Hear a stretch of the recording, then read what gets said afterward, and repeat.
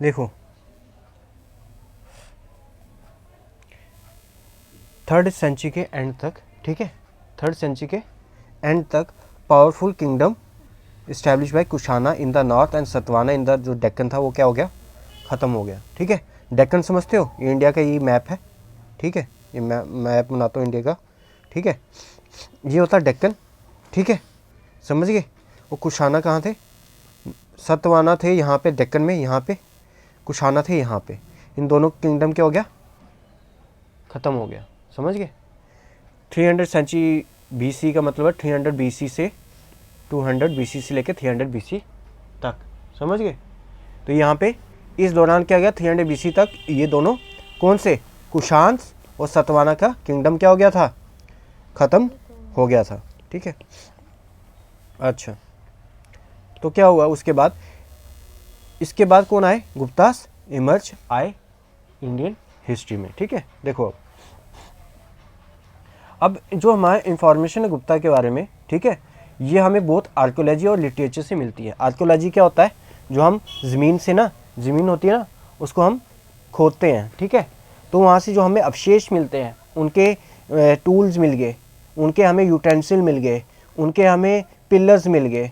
ठीक है, इससे इसको बोलते हैं हम आर्कोलॉजी। क्या बोलते हैं, आर्कोलॉजी। इसको स्टडी करके हम उनके बारे में जानते हैं। लिटरेरी क्या होता है, उनकी बुक्स, जो उन्होंने बुक्स लिखी होंगी, उनके जो पोइट्स होंगे उन्होंने कोई बुक्स लिखी होंगी। ठीक है, कुछ उनके बारे में किसी पिलर में हमने लिखा पढ़ा है। ठीक है, पिलर के ऊपर कुछ लिखा हुआ है, तो ये सब क्या होगी, इनके लिटरेरी सोर्सेज हो गए, जिससे हमें इनके बारे में पता लगता है। भाई हमें कैसे पता, हम तो तब तो थे नहीं यहाँ पे, हमें कैसे पता 200 BC में कोई था यहाँ पे।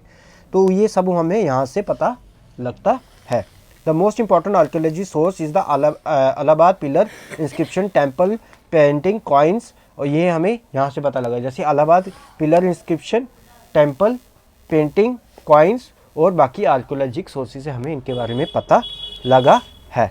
याद रखना, ज़्यादा मेन जो लिटरेरी यानी जो लिखे हुए हैं, किस किस ने लिखे हैं, कालिदासा, टीसैंग ने, ठीक है, और फायान ने क्या लिखा हुआ है, इन्होंने जो लिखा हुआ है, इनसे पढ़ के हम इनके बारे में जानते हैं। ठीक है, हम पहले पढ़ेंगे चंद्रगुप्ता फर्स्ट के, ये याद रखना, ये इंपॉर्टेंट है, कब से कब तक था। ठीक है, ये याद रखना, 320 से लेके 335 ईस्वी तक इसका राज्य था। The first powerful kingdom of the dynasty was Chandragupta one. सबसे बड़ा पावरफुल कौन था किंगडम, पहला Chandragupta one. He married the Kumari Devi, जो लिच्छवी ट्राइब की थी। उसे किससे शादी की थी, कुमारी देवी से की, जो कहाँ, जो ट्राइब, कौन सी ट्राइब से थी, लिच्छवी ट्राइब से। ट्राइब समझते हो, एक समझ रहे हो, एक समूह है। ठीक है, लोगों का समूह है, वहाँ के समूह का नाम रखा लिच्छवी। ठीक है, उस समूह से कौन आई थी, कुमारी देवी आई थी। His empire extended from the Magadha to Prayag. इसका कहाँ से कहाँ तक फैला हुआ था, मगध। मगध कहाँ है, बिहार में। ठीक है ना, बिहार से लेके इलाहाबाद तक इसका राज्य फैला था। ही अडॉप्टेड द टाइटल, याद रखना है, ये पक्का पूछेंगे कि किसने टाइटल महाराजा अधिराज का लिया था। किसने लिया था, ये चंद्रगुप्ता ने लिया था। Means the king of the Kings. इसका क्या मतलब है, राजाओं का राजा। इसका क्या मतलब है, राजाओं का राजा। चलिए आगे चलो।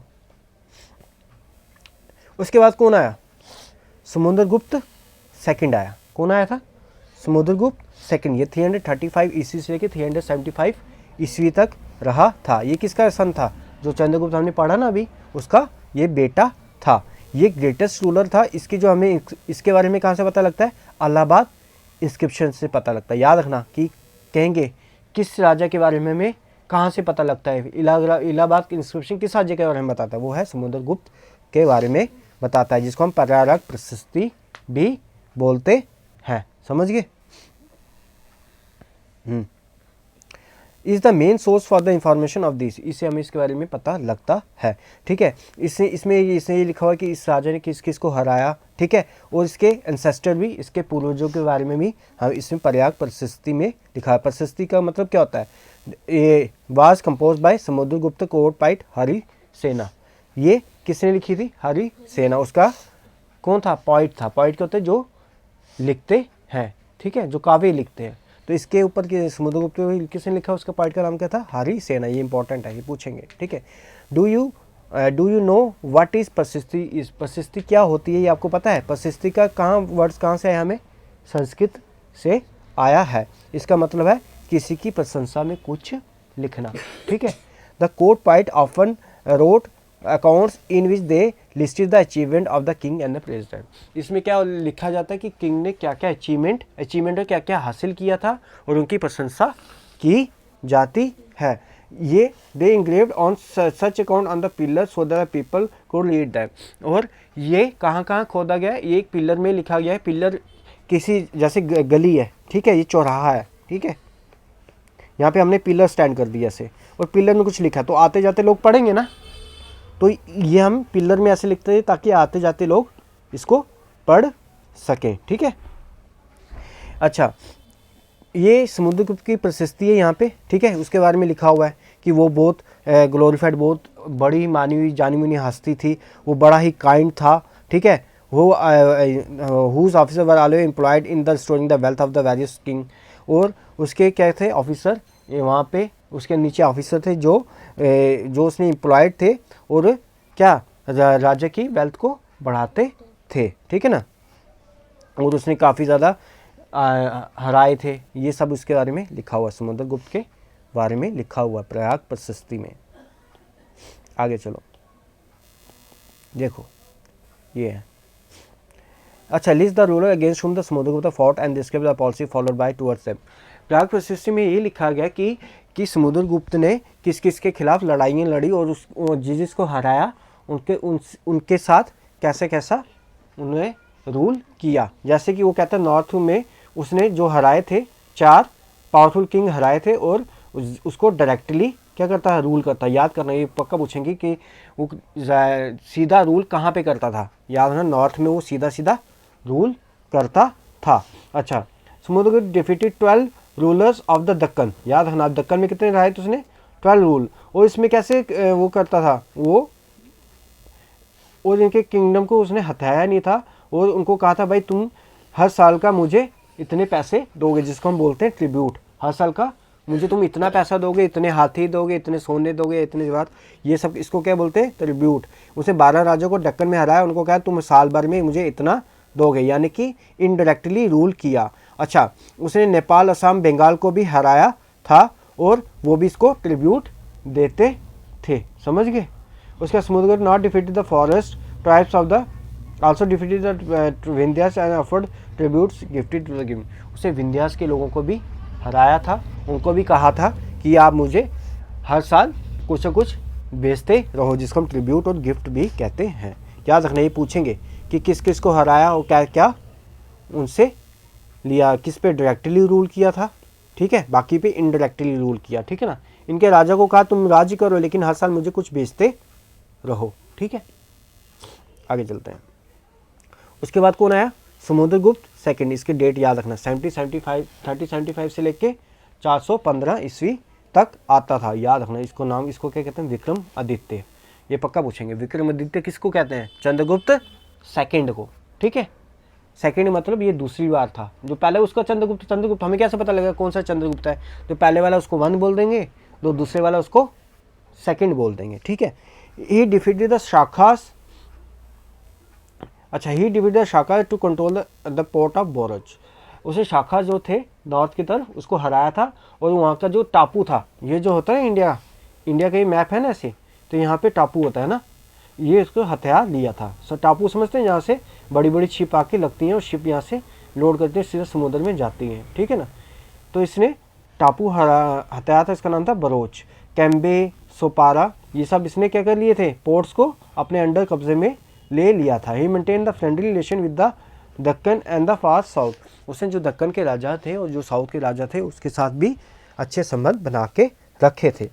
उसको आर्ट और लिटरेचर का काफ़ी ज़्यादा शौक था। याद रखना, नवरत्न किसके कोर्ट में थे? चंद्रगुप्त सेकंड के कोर्ट थे। उसमें से एक था पॉइंट कालिदास। याद रखना, कालिदास किसके राज्य में था? चंद्रगुप्त सेकंड के राज्य में था। बाज and the Faxian came to India during the Chandragupta रेंज। याद रखना, फायान किसके रेंज में आया था? चंद्रगुप्त के राज्य में आया था। जब चंद्रगुप्त राज्य कर रहा था तब कौन आया था बाहर से? चाइना से फायान आया था। Has written many other points, और भी पॉइंट्स यहाँ पे थे। आगे चलते हैं आगे। उसके बाद चंद्रगुप्त सेकंड के बाद कौन आया? कुमारगुप्त, उसके बाद स्कंदगुप्त, ठीक है। उसके बाद क्या हुआ? हुनास ने अटैक किया और उनका क्या हो गया? डायनेस्टी एंड हो गई। डायनेस्टी समझते हो ना, डायनेस्टी पहले ही बताया था, जब एक राजा है तो उसका बेटा, फिर उसका बेटा, फिर उसका बेटा राज्य करेंगे, इसको हम क्या बोलते हैं? डायनेस्टी बोलते हैं। क्या बोलते हैं? डायनेस्टी बोलते हैं। तो इनका डायनेस्टी में अंत किसने किया था? हुनास ने किया था। याद रखना कि गुप्ता रूलर की डायनेस्टी को किसने ख़त्म किया था? हुनास ने किया था। अब गुप्ता के बाद कौन कौन आए थे उनके बारे में पढ़ते हैं।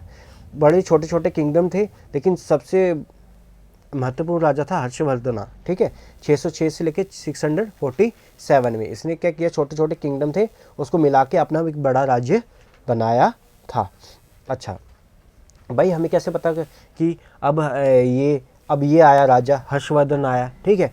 हमें पता लगता है सोर्सेज से, लिटरेरी सोर्सेज से। एक लिटरेरी सोर्स से हर्ष चरिता, एक कौन सा है? हरीश चरिता। इसको किसने लिखा है? बाना भट्टा ने लिखा हुआ है। ये इस बुक में इसके मिलिट्री और कल्चरल अचीवमेंट हर्षा के बारे में लिखा गया है। और किसने इसके बारे में लिखा है? ह्यून सेंग ने लिखा है। किसने लिखा है? ह्यून सेंग ने। वो किसके रेंज में आया था? हर्षा के रेंज में यहाँ आया था। He spend 8 year in the court of Harsha, written in detail about the development during this year. उसने 8 साल बिताए थे इसके राज्य में और हर एक डिटेल के बारे में लिखा है। यहाँ पे राज्य में ये होता था, ये होता था। Beside this sources the inscription coin this period also tell about the Harsha. और इसने हर्षा के बारे में भी लिखा था। आगे देखते हैं कि मिलिट्री कंपेनियन हर्षा ने क्या क्या किए हैं, ठीक है। समझ गए? आगे चलो।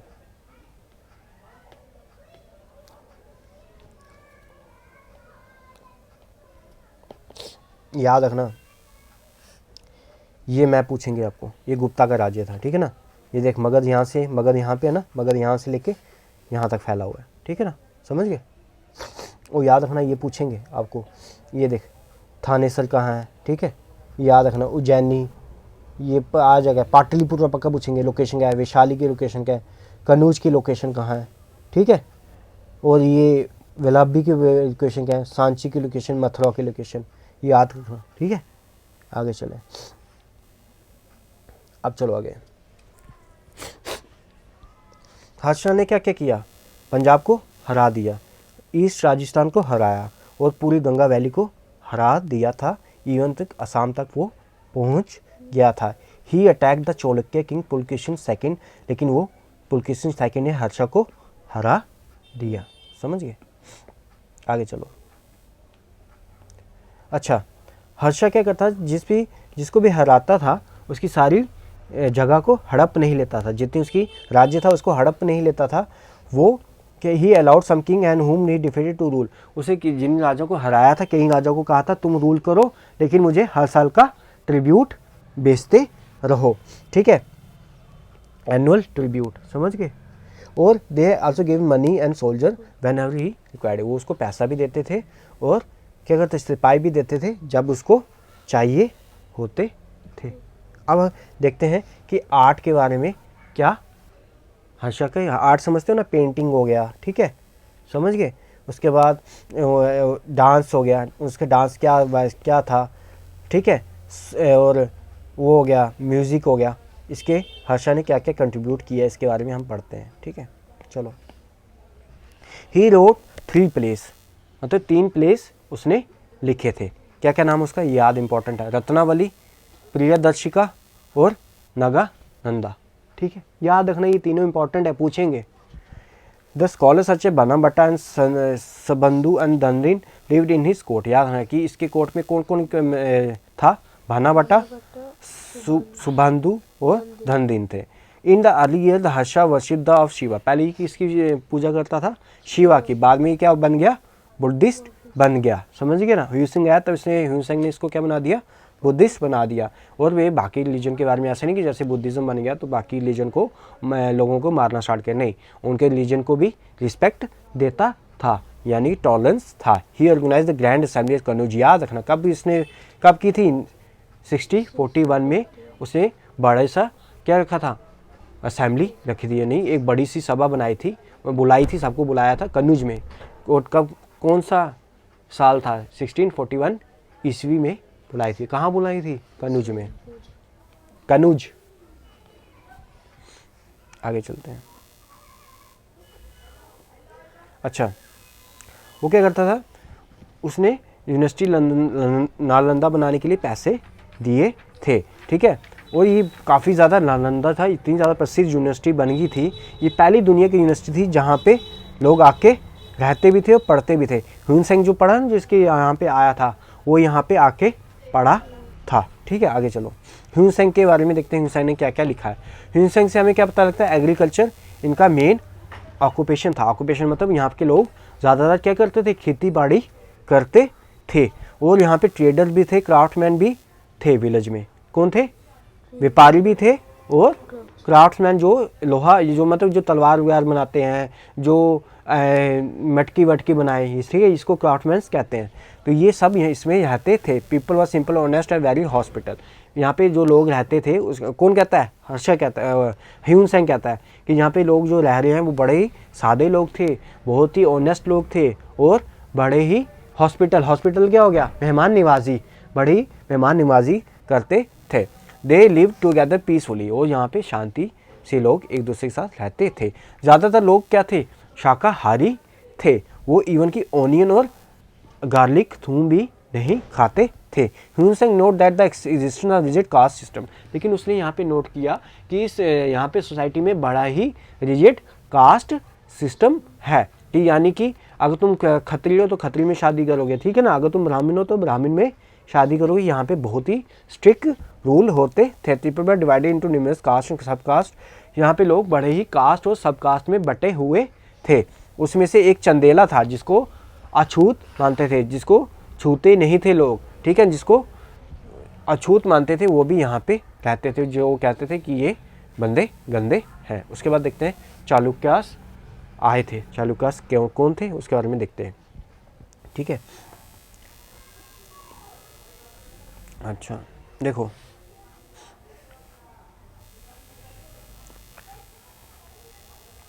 जैसे सतवाना क्या हुआ, घिर गया, मतलब सतवाना का किंगडम जैसे समाप्त हुआ, कहाँ पे, दक्कन में, तो वहाँ पे कौन आगे, वटकास मोस्ट पावरफुल किंग आगे, ठीक है। However the rule by brief for a brief year they are succeeded by the Chalukyas. उसके बाद कौन आए, चालुक्यास आए थे। याद रखना चालुक्यास की कैपिटल कौन सी है, वटापी या बदामी, याद रखने पूछेंगे, ठीक है। आगे चलो, अब हम कुछ नालंदा के बारे में पढ़ लेते हैं। नालंदा कहाँ है, बिहार में, ठीक है। This university has perhaps the establish in the 5th century. ये कब इस्टेब्लिश हुई थी, 5th सेंचुरी में इस्टेब्लिश हुई थी। किसके द्वारा, गुप्ता रूलर्स के द्वारा, ठीक है। लेकिन इसका चीफ पैटर्न कौन था, इसका हर्षवर्धन, यानी इसको कौन पैसे वगैरह किसने प्रोवाइड किए, लैंड किसने, ग्रांट किसने दी, हर्षवर्धन ने दी। ये इस यूनिवर्सिटी में कहा जाता है कि 10,000 स्टूडेंट थे और क्या 2,000 क्या टीचर थे। और ये पहली दुनिया की पहली यूनिवर्सिटी थी जहाँ पे लोग पढ़ते भी थे और वहाँ पे रह सकते थे, ठीक है ना। It was a university only for man, याद रखना, लड़कियों के लिए नहीं थी। Student who want to join the university were interviewed the senior monk. जो भी यहाँ पढ़ना चाहता था तो वहाँ पे पहले क्या था, जो उनके सीनियर मॉन्क थे उनका टेस्ट लेते थे। जब वो मान लेते थे कि ये स्टूडेंट सीरियस से ही कुछ सीखना चाहता है, तब वो उसको एडमिशन दे देते थे।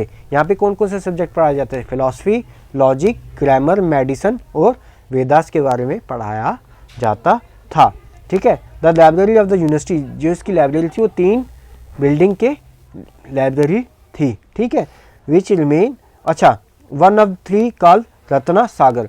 और इन 3 में से एक लाइब्रेरी का नाम क्या था, Ratna Sagar, means ocean of James.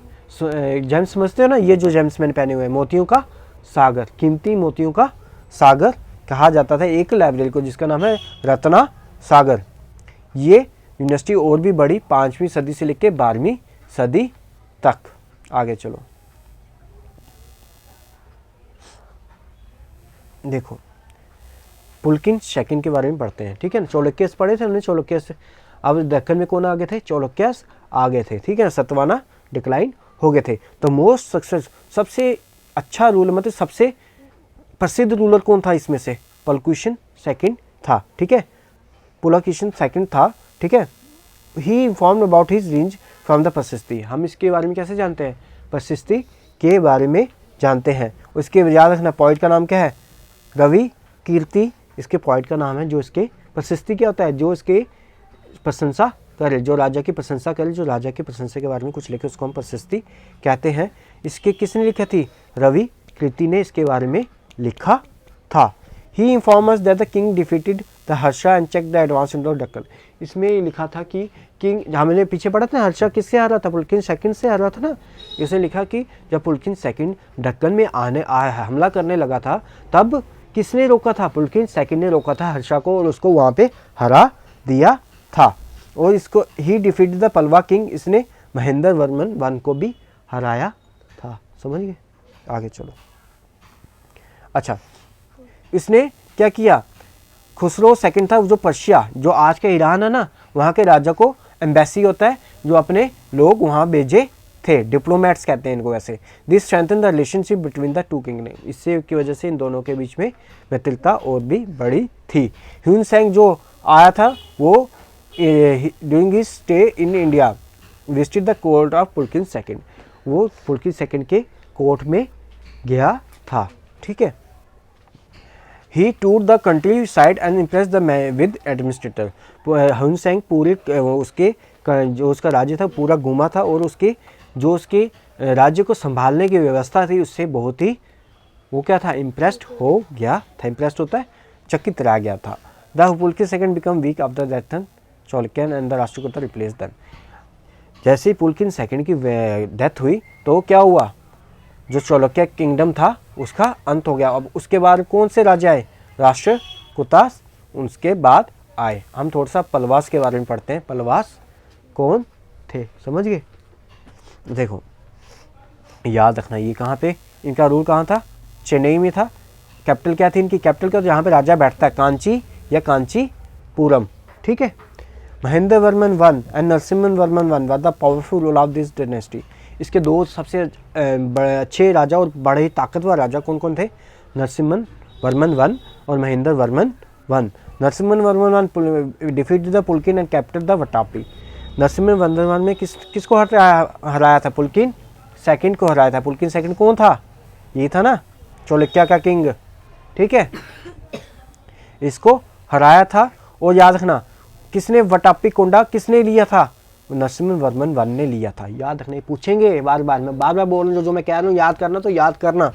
वटापी कोंडा किसने लिया था, पुलकिन केशव ने अपना नाम इसने रखा था। इसका मतलब क्या है, जो वटापी के जिसे वटापी को जीत लिया है। This later success to expand to Sri Lanka. उसकी जो इसने क्या किया था, श्रीलंका पे भी हमला किया था, वहाँ पे भी इसने राज्य बनाने में सफल रहा था। अच्छा, लेकिन पलवास को क्या हुआ, हमेशा वो लड़ते ही रहते थे, इसकी वजह से उनका किंगडम क्या होगा, वीक हो गया। और किसने उसको किंगडम को उसका नष्ट किया, किसने, चोलाज ने किया था 9th सेंचुरी में। हम कुछ देख लेते हैं कि ये राज्य कैसे संभालते थे अपने राज्य का कारोबार। ठीक है, एडमिनिस्ट्रेटिव देखते हैं। ठीक है, देखो हमें इसके एडमिनिस्ट्रेटिव बारे में ह्यून सेंग और फायान से पता लगता है। जो सबसे बड़ा कौन था, किंग था, संभालने वाला सबसे बड़ा किंग था। इसके नीचे कौन थे, इसके नीचे मिनिस्टर थे। समझ गए।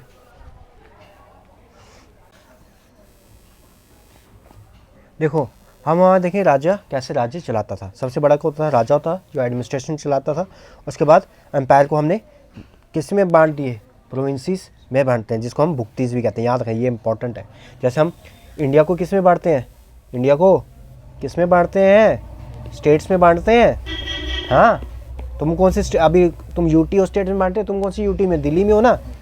तो ये आगे पीछे कौन है, हरियाणा। उसके बाद कौन है, पंजाब, हरियाणा, यूपी। समझ गए, ऐसे स्टेट है ना। वैसे वहाँ पे क्या होते थे, भुक्तीज होते थे। क्या होते थे, भुक्तीज। समझ गए, चलो आगे। The prince were often appointed as the governor of the prince. यहाँ पे गवर्नर होते हैं ना, तो वहाँ पे कौन, राजा को बच्चे थे उनको क्या बना देते थे, गवर्नर बनाते थे। The governor are further the province are further divided into district. जो प्रोविंसेस थे उनको वापस से तोड़ा गया था, किससे, डिस्ट्रिक्ट में, जिसको हम क्या बोलते थे, वैश्यास भी बोलते थे। ठीक है, आयुक्तास एडमिनिस्ट्रेट द डिस्ट्रिक्ट। और ये डिस्ट्रिक्ट वैश्यास को कौन चलाता था, कौन देख रहा था, आयुक्तास। कौन थे? Ayuktas. They were also district council in each district, और हर डिस्ट्रिक्ट में क्या होता था? डिस्ट्रिक्ट काउंसिल होती थी। The village are as the lowest administrative unit, और डिस्ट्रिक्ट के अंदर क्या होते थे? विलेजेस होते थे। और सबसे छोटा यूनिट कौन सा था? विलेज था। विलेज के ऊपर डिस्ट्रिक्ट, डिस्ट्रिक्ट और व्यास्यास भी कहते हैं, और उसके ऊपर उससे बड़ा कौन हो गया? भुक्तीस हो गए। समझ गए? ये आप नाम याद रखना आगे। अब इनको रेवेन्यू क्या आता है? इनको पैसा कहाँ से आता था, ये कैसे मतलब कि इकट्ठा करते थे, ठीक है ना। ग्रेन क्या क्या क्या लेते थे लोगों से, वो इनका रेवेन्यू था। एग्रीकल्चर सबसे ज़्यादा इनको कहाँ से आता था? एग्रीकल्चर से आता था। वहाँ से क्या लेते थे?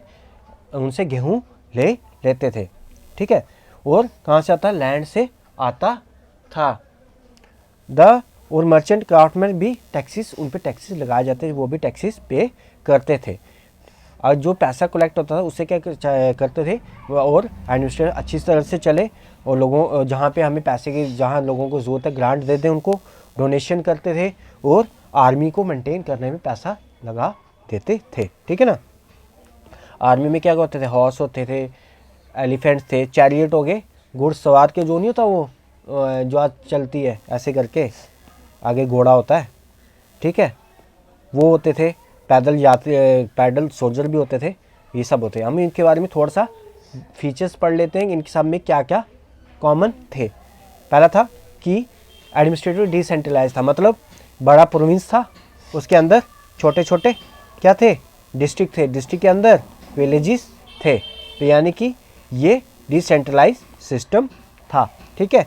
और ये सेंटर पे इसका इतना ज़्यादा कंट्रोल नहीं था, ये अपने निर्णय खुद से ले सकते थे। जैसे कि ये बात कर रहा है, पलवाज में लोकल असेंबली होती थी, एक का नाम था उर और सभा। ये लोग खुद यहाँ पे इकट्ठे होके अपने डिसीजन करते थे। देवर आल्सो सब कमेटी, उसके नीचे भी छोटी छोटी कमेटियाँ बनाई गई थी जो देखभाल करती थी, जैसे कि कुआं खोदने का देखती थी, रोड बनाने का, ठीक है, टेम्पल बनाने का, और वाटर फील्ड में भेजने का भी ये सब कमेटीज देख रेख करती थी। समझ गए? सम एडमिनिस्ट्रेटिव पोजीशन बिकम हेरिडिटी, यानी कि हमने अभी देखा ना, उसका राजा, राजा का बेटा फिर राजा बनेगा, उसका बेटा फिर राजा बनता है ना, ये देखा ना हमने, चंद्रगुप्त वन, चंद्रगुप्त सेकंड, ये पढ़ा ना। तो ये हमें देखने को मिलता है, यानी कि उनका राज्य हेरिडिटी बन गया था, यानी उसका बेटा फिर उसका बेटा फिर उसका बेटा। On many occasion the son succeeded the post held by father, वही मैंने कहा। The administrative officer came to the land grant instead of cash. अब कैश नहीं, क्या करते थे?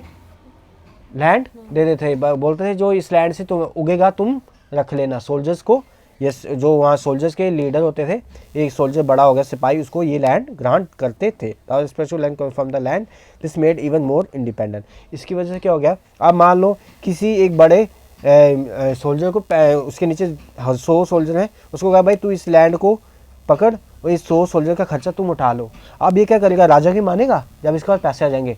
यही कारण हुआ कि छोटी छोटी जगहों में कई राजास बन गए, छोटे छोटे, और वो बड़े जो राजा था उसके कहना नहीं माने थे। यही उनके टूटने का कारण भी बना, उनके राज्य के टूटने का कारण भी बना।